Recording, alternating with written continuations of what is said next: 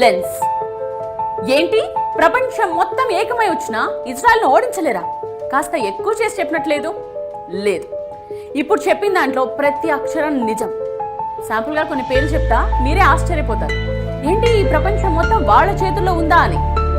Jesus of Nazareth ఒక యూదుడు, Albert Einstein ఒక యూదుడు, కార్ల్ మార్క్స్ ఒక యూదుడు, వ్యాక్సిన్ సూదిని కనిపెట్టింది ఒక యూదుడు, పోలియో వ్యాక్సిన్ కనిపెట్టింది, లుకేమియాకు మందు తయారు చేసింది, హెపటైటిస్ బి మందు కనుగొన్నది, micro processing chip, nuclear chain reactor, traffic lights, optical fibre cable, stainless steel, sound movies, telephone microphone, video tape recorder, polo company, Levi's jeans, Starbucks, Google, del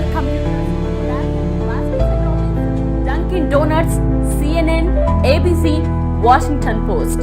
వీటన్నిటి వెనుక ఉన్నది యూదులు. లిస్టులా చెప్పుకుంటూ పోతే కనీసం గంట 2 గంటలు పడుతుంది. మీరు ఏ రంగమైనా తీసుకోండి, యూదులు లేకపోతే అడగండి.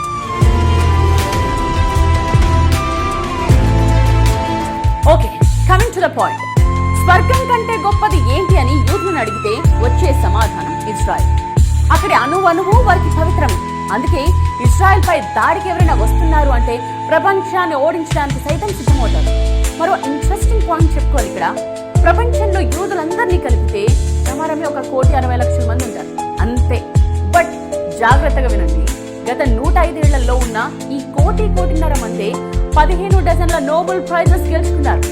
అంటే 180 నోబెల్ బహుమతి. సో తమ బ్రెయిన్ లో 1% ఇజ్రాయెల్ కోసం పెట్టినా, తమ సంపాదనలో 60% ఇజ్రాయెల్ కోసం ఖర్చు చేసిన, తమ ఆవిష్కరణల్లో 1-2 ఇజ్రాయెల్ కు వినియోగించిన ఈ ప్రపంచం మొత్తం వారి ముందు దాసోహానిక తప్పదు.